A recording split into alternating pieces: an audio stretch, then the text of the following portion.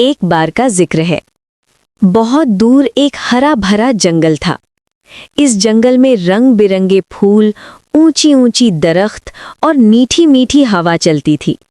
صبح صبح پرندے چہچہاتے اور جنگل خوشیوں سے بھر جاتا، اور یہ دن اس کے لیے ہمیشہ یادگار بن گیا۔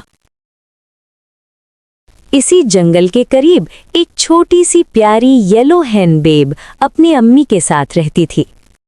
ایک دن چوزے نے کہا، امی، مجھے پھول دیکھنے ہیں۔ امی مرغی نے پیار سے کہا، بیٹا، زیادہ دور مت جانا۔ چوزی خوشی خوشی پھولوں کے پیچھے چل پڑی،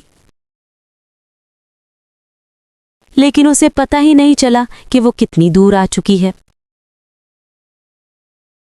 جب چوزے نے پیچھے دیکھا تو سب کچھ نیا نیا تھا۔ امی کہیں نظر نہیں آ رہی تھی۔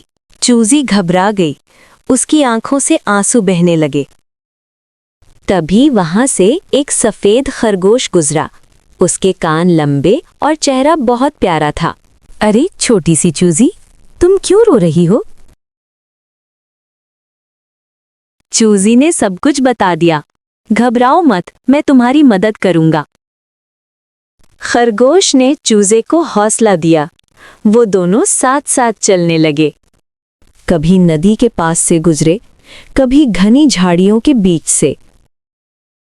اچانک جھاڑیوں کے پیچھے سے ایک چالاک لومڑی نکلی۔ چوزی ڈر کر بولی، خرگوش بھائی، مجھے ڈر لگ رہا ہے۔ خرگوش فوراً بولا، میری پیٹھ پر بیٹھ جاؤ۔ خرگوش پوری طاقت سے بھاگا۔ لومڑی پیچھے پیچھے دوڑی، لیکن خرگوش تیز تھا۔ تھوڑی دیر بعد لومڑی تھک گئی اور رک گئی۔ سفر جاری رہا۔ چوزی تھک چکی تھی، لیکن امید زندہ تھی۔ خرگوش بولا، بس تھوڑا سا اور، گھر قریب ہے۔ اچانک دور سے آواز آئی، چیپ چیپ، میری بچی۔ چوزی اچھل پڑی، یہ میری امی کی آواز ہے۔ وہ تیز تیز آگے بڑھی۔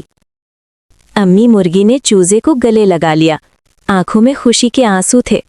تم ٹھیک ہو، شکر ہے۔